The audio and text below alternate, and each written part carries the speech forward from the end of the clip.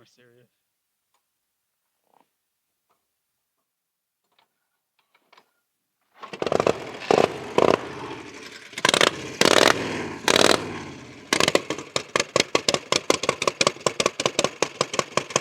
Hey, what's up guys? My name is Darla and today I'm back with the Cody of Trader Cody's Choppers. Cue the crowd. Oh God. Except for today, we've got a very beautiful bike that I'm sure you've already seen because this was in 2026 Born Free, California. And I mean, first of all, let's just pause and take a moment to take this in because, okay, I'm gonna let you start the story. Yeah. How? Well, thanks for having me back, and I was excited to. Last time you guys interviewed me, I didn't have a running motorcycle. Literally, now you have some. Yeah, they were all just on the ground in our interview, just littered around. Yeah, the you're garage. like, here, let me put more engines. Yeah, for we'll just put more in decoration. so it looks cool. Yeah, so you know, this one was actually sitting on the ground next to us in that interview, so that's kind of fun. But yeah, this bike started out as a raffle winning bike from Ryan Grossman, 3G Nuck, and it was one of those. I saw it, and it was a stock-looking '66 shovel head, and it had these 7-spoke Morris mags on it. And I was like, oh, I love those wheels. Those are really cool.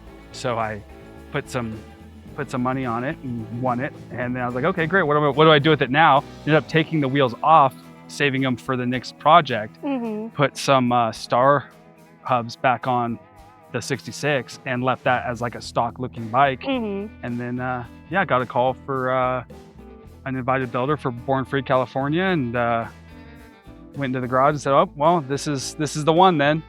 And yeah, the drivetrain came out of it. The rest of the bike got sold. And from the original bike, it's the engine, transmission, and the wheels.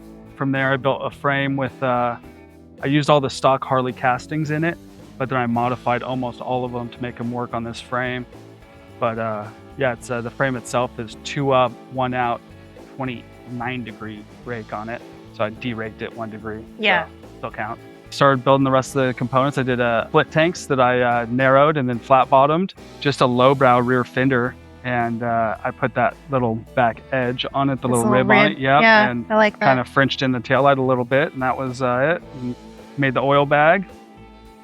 And yeah, that's pretty much it. So some people sent me some parts, you know, that were friends of mine throughout the build, and that was really great. So I think the handlebars were made for me from a buddy, and same with the foot pegs. Decided to do something a little weird with the oil lines on it, and I ran all of the oil lines instead of running them up through kind of like discreetly like you normally do on a shovel head. I put them all external, all over the place. Germ from 666 Cycles went through and helped me with all of that. Absolutely killed those. I love the hard lines on the bike. Mm-hmm. So that was a lot of fun. And then exhaust is 2-into-1 stainless that I made. Kind of made some different little mid controls to make it all work with the mechanical drum. Yeah. And that's the bike. It's just a fun little ripper. Nothing. I like that you did a front brake and a hand clutch. Yeah. So I don't foot clutch anything because my balance is horrible. And the front brakes are actually calipers from little kid drag race cars, little mini drags, and that's what those are from. So yeah, That's so cool. They look vintage and they're not at all. They're brand new. Like, and yeah, and then the front rotors are actually from a Vespa. No way. Yeah, those are Vespa rotors. So you know, they're only like 8 1/4 little baby rotors, but it works. It stops. So it's pretty fun. I feel like so many people now all want to do like jockey shift and stuff. So it's nice to see like a show bike that's not one. Yeah, it's a show bike that does not. I feel like a lot of the show bikes out there, everyone's trying to hide everything. Mm-hmm. And instead I kind of went the other way and said, you know, let's expose everything. Let's have cables on it. Let's have, you know, brake lines on it, and let's let it be a show bike still, you know, and make sure it's all shiny and everything's done right, but in the brightest of ways, but make sure it's still a running, riding motorcycle. So pretty fun. And then Black Label Stitch, Quintero made me the seat on it, which I was super pumped on. So it's kind of like a nice little 2-up seat. Mm-hmm. Yeah, and then Fish from Alleyway Customs in Florida painted it. Did you have like a vision for this paint job, or did you kind of just like let him do whatever? Or? So I wanted it to be red. I knew Mhm. that. The paint on this is actually called Red Light District Red, and I knew that. I knew I wanted it to be bright, and there's a bunch of shows out there that when you bring your bike in, you know, the lighting isn't great, and my Texas bike was brown. And so at different shows, it looks black, it looks dirty. And so I just wanted something that was going to be, no matter what show it was in, it was like, oh, that's a red motorcycle. Yeah.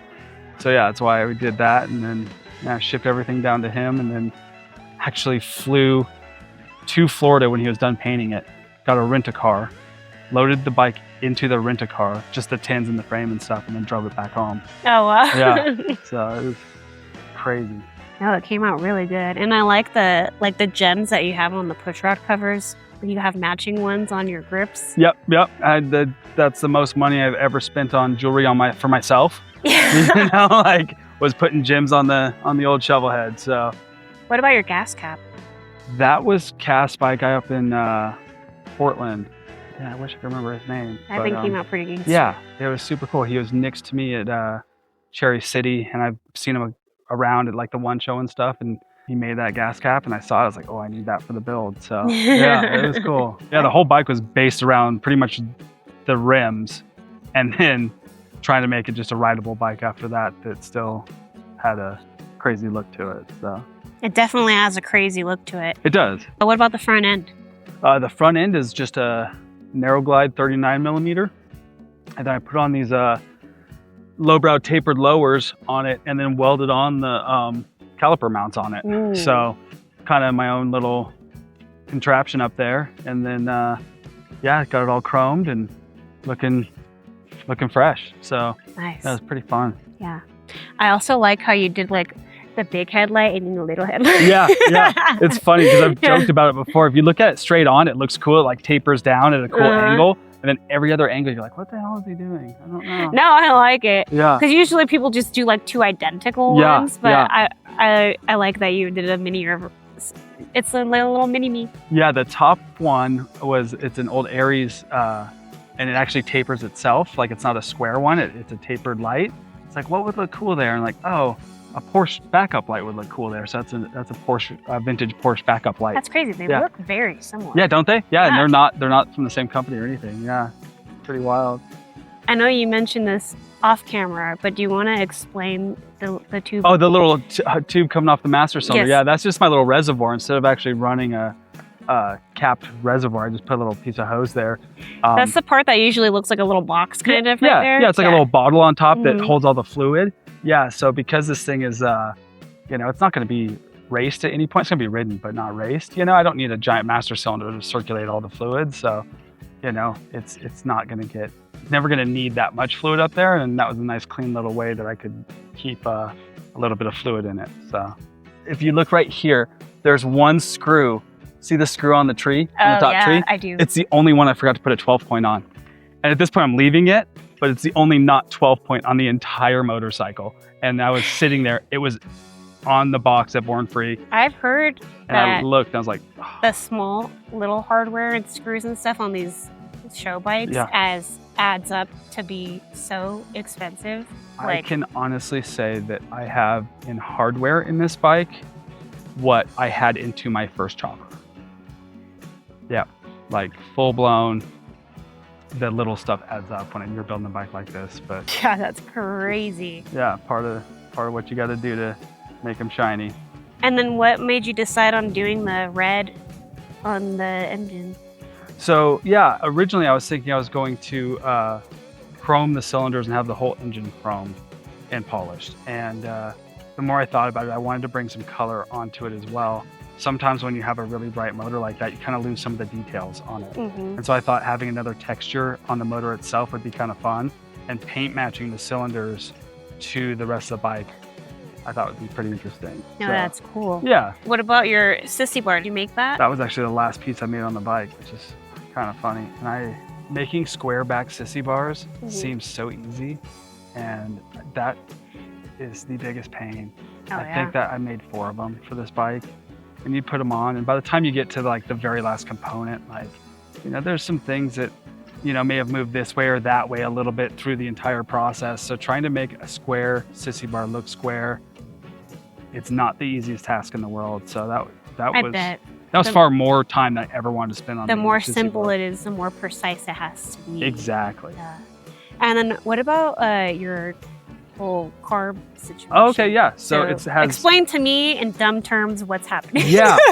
So I'm running dual British carburetors on it. And then the manifold is actually off of a Volkswagen, an old VW, that I then welded onto a shovel head manifold and then made the front plate to bolt those.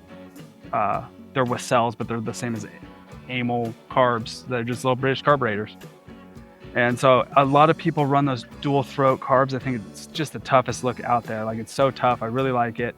And so I wanted something like that, but different, and this has been done before. I'm not the first one to do that. There's a ton of guys that have done it, but I just really like the way having dual carbs on a bike looks. It just takes it that extra little tough. I mean, I definitely don't think it's very common for the people who have done it. So I'm like, wow, like, it's super eye-catching when you see the bike. You're just like, what the fuck is even happening? Yeah, what is happening? There's so much going on. Yeah, totally. And I feel like I'm not afraid to ask people dumb questions, but I bet there's a lot of people that are like, what the fuck is even happening? But they don't even want to ask because they don't want to look dumb. Yeah, totally. It was fun because at Born Free, we all got to start the bikes, which was a really cool thing they did this year.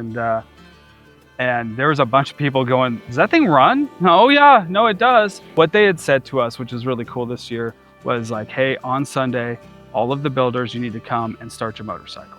You need to have a running bike, which is something that, this is my first time building for California, but it was cool to hear them say that. And so we all went out there and started the bikes. And then after we all had them running, then they did a kickstart competition after, which I tanked. I absolutely wrecked it. All the bikes that were entered into the show did it?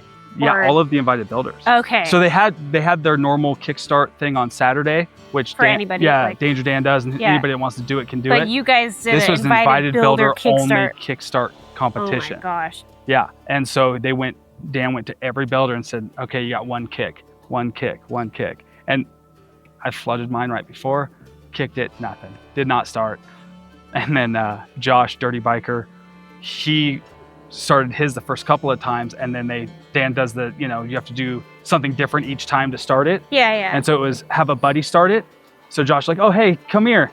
And then start you couldn't mine. Start Josh's either. Fucking didn't start Josh's either. So I blew my chances and his. I'm like, So, but But you did. I mean, they did see that the bike started. Yeah. Oh yeah, it was running right before that. And yeah. So what's your sequence looking like here? Oh, good question. Yeah. No, just keep kicking it until it starts. Yeah, okay. Haven't quite figured that one out. Yeah. It does not have a magic number yet.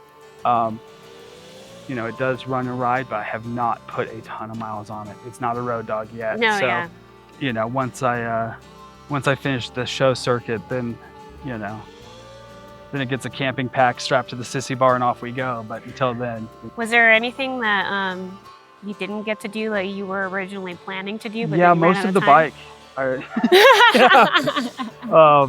No, I think that as a whole, it turned out the way I wanted it to. But I mean, I've stared at this thing for so long that I could pick out every mistake on every little bit that something I should have done differently or changed. And it's just part of, building bikes is that I always pick. I'm my worst critic. If somebody can find something on this bike that's wrong that I didn't already know about, good for them. Well, is there anything that we haven't said yet that you'd like to mention? I was just curious about your chopper. I think that we should talk about this because you interviewed me a year ago. And so when are we going to see Originally, your chopper? My plan was to have my bike ready by the Better Days Chopper Show. Last year or this year? This year. Oh, okay. Yeah, originally the plan was to finish it, to take it. By the way, the day you guys are watching this video is the day of the Better Days Chopper Show. So for us filming, it's next week. For you watching, it's right now today. Yeah, that was my original goal. And then time really gets away from you, and what I will say is I don't have the pleasure of being a full-time builder, right? It's not my job. I have a full-time job Monday through Friday. and I have a 1-year-old. He's like 1.5 now. Plus I do YouTube on the side. Filming and editing and stuff takes time. And as much as I hate to say it, I really am just a girl, you know? Like, I know everyone's all like, girl power and blah, blah, blah, and girls can do anything. I'm like, yeah, I guess, but like, I can't do everything. Like, I will be the first one to tell you I need help. So, are we thinking next summer? Definitely. If my bike's not ready by next summer, I'm fucking throwing it away. All right. Everything either takes time, skill, or money, and I ain't got any of those 3 things. I don't have any money, I don't have any time, and I certainly don't have the fucking skill. And believe me, I wish I did, but skill is another thing you need time for. Yeah. Like, to create, you know? Absolutely. But like, I did a lot of work on the frame. Like, I cut off all the extra shit and sanded it, and like the window, and then curved that little like loop right there. Like, I did all of that, and I mean, that's probably the most hands-on of everything that I've done. I took the whole bike apart, took the whole engine apart. Putting it back together? I don't know. Yeah, we'll get there. Like, I'm trying. Like, I feel like if I'm gonna ride the bike and if something's gonna go wrong on the bike, I want to like have put my hand in as much as I can to be able to better like understand and diagnose the bike. But at the end of the day, I'm like, dude, I'm just not as cool as a lot of you people are thinking, because all these people are like, well, why haven't you just done it? And I'm like, it is not that simple. It is not that easy. It's not that simple, and I feel like I'm doing my best to go about it the right way, like for my situation. Yeah. You know?